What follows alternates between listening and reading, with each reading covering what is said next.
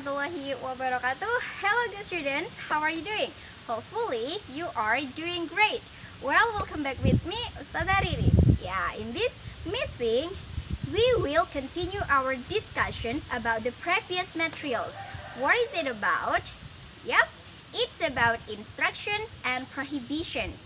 Yeah, in the previous meeting, you have learned some expressions of giving instructions and also prohibitions. And today you will learn about the rules of how to give instructions and prohibitions. Ya, jadi di pertemuan sebelumnya kalian kan sudah belajar tentang beberapa ungkapan untuk memberikan instruksi dan juga larangan. Nah, di pertemuan kali ini kalian akan belajar tentang rules-nya atau aturannya untuk memberikan instruksi dan larangan dalam bahasa Inggris. Bagaimana caranya? Yuk langsung saja disimak penjelasannya di video berikut ini. Alright, dear students, before I explain more about the rules of how to give instructions and prohibitions in English, here I want to make sure that you have known about the kinds of words, ya. Jadi di sini sebelum saya menjelaskan lebih jauh lagi tentang aturan dalam memberikan instruksi dan larangan di dalam bahasa Inggris, di sini saya ingin memastikan bahwasanya kalian sudah mengetahui jenis-jenis kata ya. Alright, ada berapakah jenis-jenis kata itu? Apa sajakah jenis-jenisnya? Oke, very good. Ya, jadi jenis-jenis kata itu ada yang namanya kata kerja dan ada kata yang bukan kata kerja atau non kata kerja. Yang mana di sini contohnya seperti kata sifat atau adjektif, kemudian kata benda atau noun dan kata keterangan atau adverb. Nah, di sini jika kita ingin memberikan instruksi ataupun melarang di dalam bahasa Inggris, itu ada perbedaan antara instructions and prohibitions atau instruksi dan larangan yang menggunakan kata kerja dengan instruksi dan larangan yang menggunakan bukan kata kerja atau kata sifat, kata benda, dan kata keterangan. Nah, apa perbedaannya? Mari kita bahas satu persatu ya. Okay, let's start from giving instructions by using verb ya. Jadi di sini kita mulai penjelasannya dari bagaimana memberikan instruksi yang menggunakan kata kerja. Just take for an example, open your book. Ya, di sini ada instruksi open your book.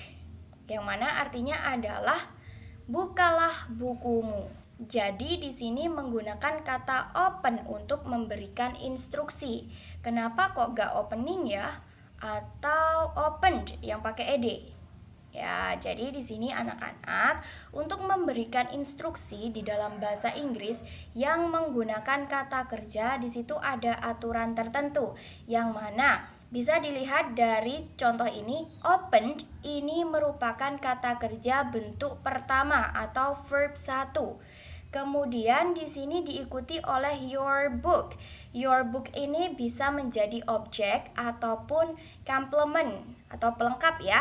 Nah, jadi di sini bisa disimpulkan jika kita memberikan instruksi yang menggunakan kata kerja, maka kata kerjanya harus menggunakan kata kerja bentuk pertama atau verb 1 dan diikuti dengan objek atau complement ya.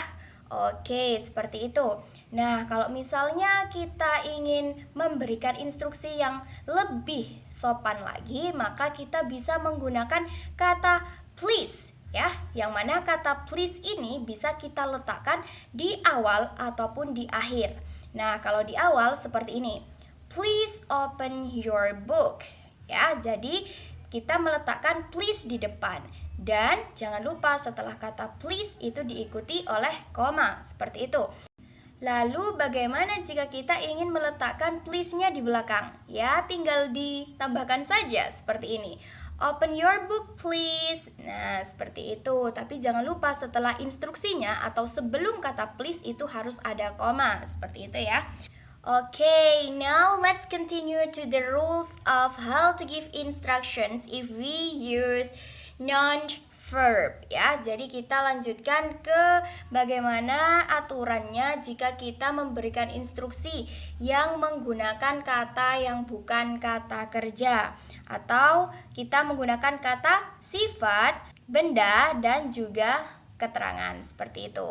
Nah, jadi di sini anak-anak kita awali dengan contoh dulu ya. Contohnya seperti rajinlah, atau bersabarlah, atau jadilah seorang siswa yang baik. Nah, di situ kan bukan kata kerja ya, melainkan di situ kata sifat dan juga kata benda seperti itu.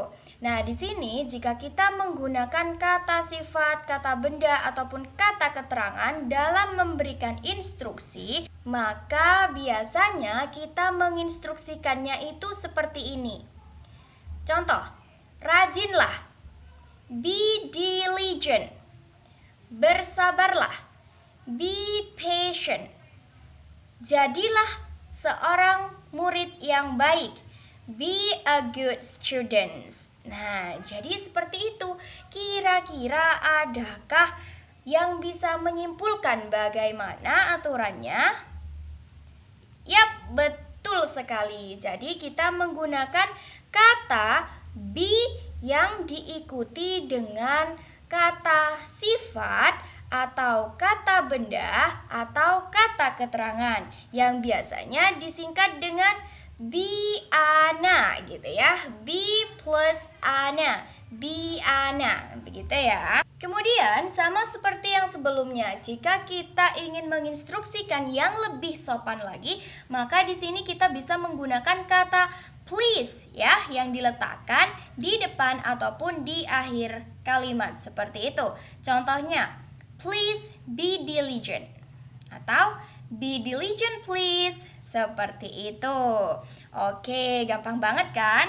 Yap, tentu saja. Oke, sekarang kita lanjutkan ke yang selanjutnya ya, yaitu the rules of how to prohibit or how to give prohibitions if we use verb. Nah, sekarang kita lanjutkan ke penjelasan aturan bagaimana jika kita ingin memberikan larangan atau melarang yang menggunakan kata kerja.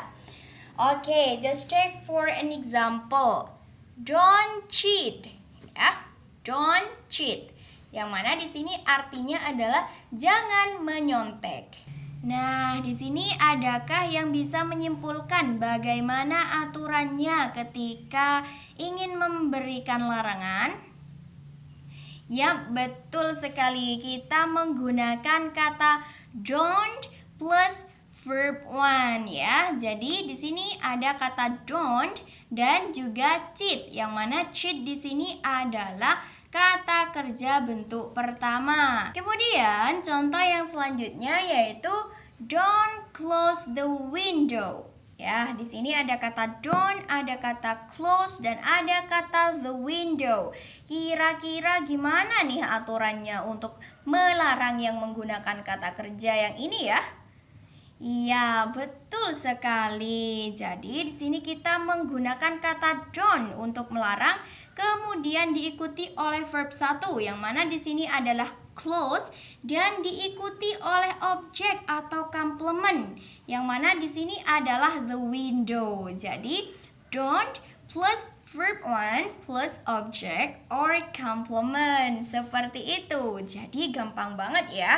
Kita bisa menggunakan don't plus verb 1 saja atau juga bisa menggunakan don't plus verb 1 plus object or complement, seperti itu.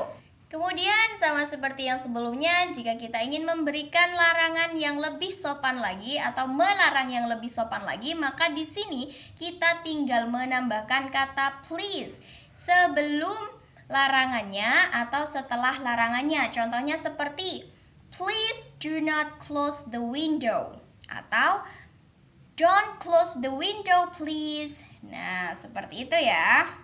Oke, selanjutnya, how about if we want to give prohibitions by using non-verb? Bagaimana jika kita ingin memberikan larangan yang menggunakan kata yang bukan kata kerja? Oke, contohnya begini. Don't be lazy. Ya, jadi itu salah satu contoh untuk memberikan larangan yang mana di sini tidak menggunakan kata kerja ya. Lazy, lazy itu artinya malas, berarti itu kata sifat. Nah, kira-kira adakah yang bisa menyimpulkan bagaimana aturannya? Yap, betul sekali.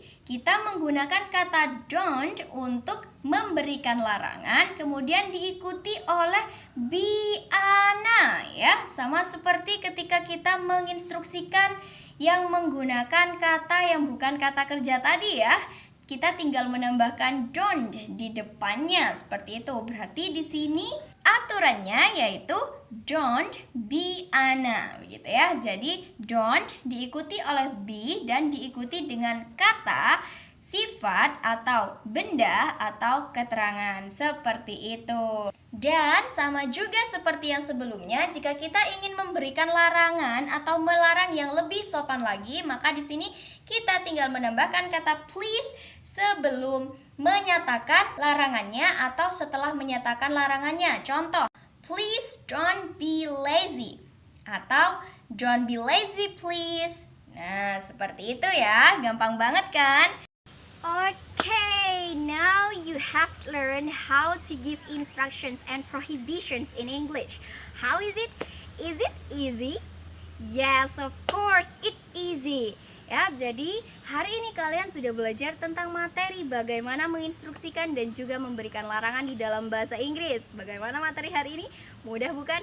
Ya, tentu saja mudah as long as you want to learn, kayak gitu ya.